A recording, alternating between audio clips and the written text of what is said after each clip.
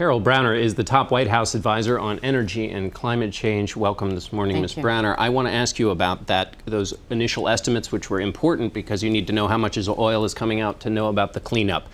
Mr. Dudley blames the government for those initial estimates. Your response? Well, it's important to understand that BP has a financial interest in what those flow rates are. They will ultimately pay a fine based on those rates. That's why we brought in an independent team. We did not include BP in the estimates that were made available this week, the 12,000 to 19,000. That team is going to continue to work. It is hard to do. They have to look at three factors. They have to look at the plume rate, the insertion, and the surface modeling. I'm sorry to interrupt, but did they lie? Or were they the government estimates at the beginning that were being relied on? The very, very first estimates came from BP. They had the footage of the plume. The government then did satellite imagery, and we realized that those estimates were not accurate. Let me ask you about something else about this next effort. The president's talked about the risk associated with it. Mr. Dudley says it's less risky than the top kill method that just failed. Are they downplaying the risk here?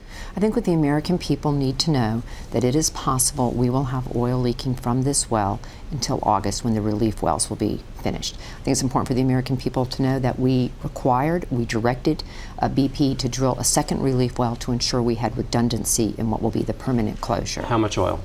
Well, when they cut the riser, our experts are telling us it may be as much as 20% more oil. Once they get the cap on, then we have now, and that will be for a period of about 4 to 7 days while they move the cap into place, which has been pre-staged. 2 caps have been pre-staged on the ocean floor. Look, we want people, all the information we have, we want to make available to the American people. They have a right to know, and we're going to honor that. So what our experts are saying is that when you cut the riser, the kink may be holding some of the oil in, and so we could see an increase. Our experts are saying as much as 20%. Once the cap is on, the question is how snug is that fit? If it's a snug fit, then there could be very, very little oil. If they're not able to get as snug a fit, then there could be more. But what we're doing is we're going to hope for the best and prepare for the worst. What is the worst? The worst is that we have oil leaking until August, until these relief wells are done, and we will be prepared for the worst. What if the relief wells don't work?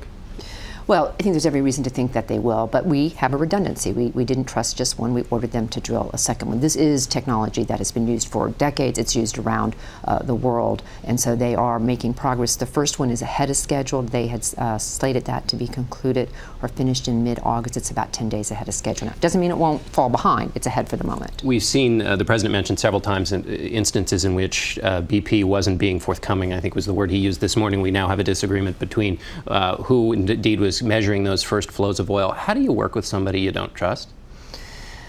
This is obviously a difficult situation, but it's important for people to understand that from the beginning, the government has been in charge. We have been directing BP to take important steps. We have a brain trust led by our Secretary of Energy, Dr. Chu, who in fact it was that group of people yesterday who looked at the information we had gotten from Top Kill and realized that it was too dangerous to continue to proceed to put pressure down into that well, that things could happen that would make the situation worse. So and that's why we're moving on. The government told BP to stop. We told them of our very, very grave concerns. Yes, absolutely. And they listened. Yes, obviously. Absolutely.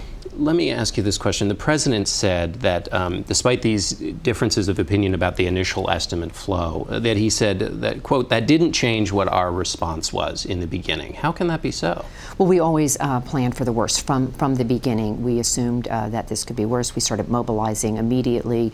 We met with the president the day the rig fell to explain the situation. He stayed engaged. We have to plan for the worst, and we are planning. We are activating for the worst, and we will continue to do that, working with the governors and with the parish presidents. In testimony, scientists, though, have said, those low estimates, there wasn't enough of a planning for the worst, that those initial low estimates were a problem because, we have these huge lakes of oil under the surface no one can see. And if we'd had an accurate number, we would have known, hey, this oil's going somewhere, we got to go look for it. The fact that we didn't know that was a real big problem. Well, they're continuing to study the plumes under the sea. We need to get better information about that. We've got NOAA vessels out there studying them. We do need to understand that. But in the meantime, as the oil comes to the surface, I think it's important to understand what resources are out there. Mm-hmm. There are the burns, which have been hugely successful, more than 80 burns now, where you corral the oil, you actually ignite it, and you volatilize it.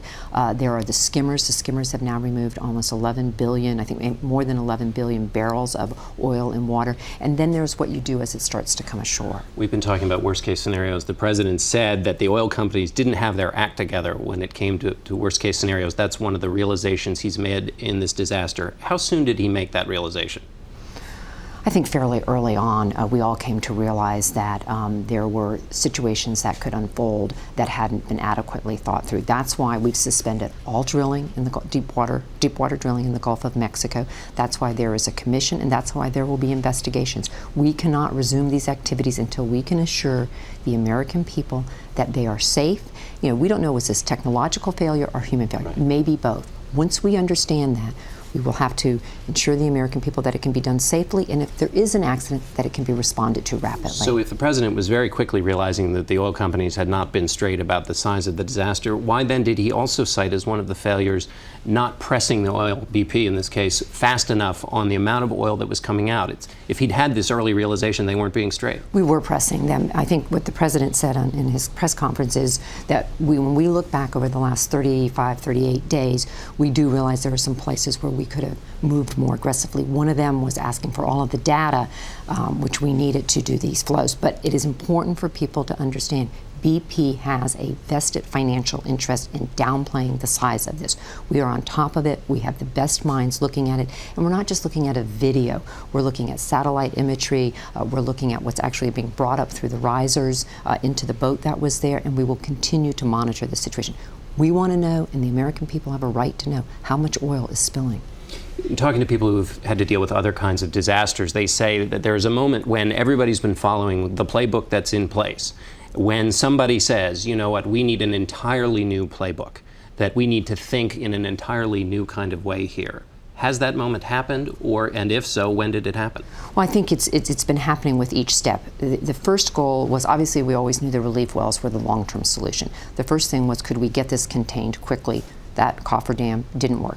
The second was, could you actually kill the well so it wasn't leaking while the relief well was being drilled? And now we've moved to the third. So at each instance, we have been pressing, we have been analyzing, we have been using our best minds. We have a brain trust to give us the best answers, to keep adjusting to the reality. Let me, one question about adjusting to reality. Dispersants are being used. There was argument about a specific toxic one. I want to ask you about all dispersants. There is worry, and can you assure us that the use of dispersants isn't saving the beaches but ruining the water column? There is monitoring going on. Lisa Jackson at the Environmental Protection Agency is on top of this. People should understand that there is a preset list of authorized dispersants. This was chosen from that. But we are using an amount of dispersant that has never been used before. Jackson has flagged this for the American people. The Administrator Jackson has flagged this. She has directed BP to use less of this. So, but still to be determined whether this amount is harmful in the end. It is being studied. If we have reason to believe that even less should be used, Jackson will issue the appropriate order. Wonderful. Carol Browner, thanks so much.